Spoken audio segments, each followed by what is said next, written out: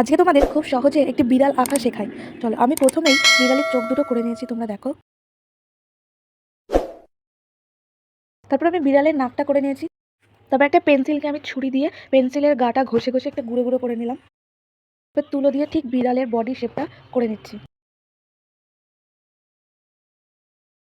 এই পুরো তুলো দিয়ে বিড়ালের নাক, বডি, পা পুরো শেপগুলো করে নিয়েছি, তোমরা দেখো। তারপর আমি পেন্সিল দিয়ে পুরো বিড়ালের গায়ের লোমগুলোকে একটু ডিপ করে বোঝানোর চেষ্টা করছি, তোমরা দেখো।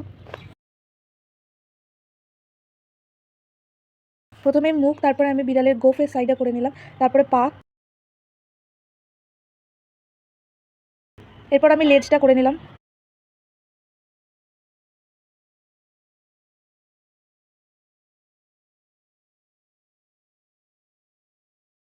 তারপর পুরো বডিটা আমি তুলো দিয়ে ভালোভাবে ঘষে নিয়েছি। তো তোমাদের যদি এই ভিডিওটা ভালো লেগে থাকে এবং এই ধরনের যদি আরও ভিডিও দেখতে চাও, তো আমার চ্যানেলটা সাবস্ক্রাইব করে পাশে থেকো এবং আরও নতুন নতুন ভিডিও দেখতে থাকো।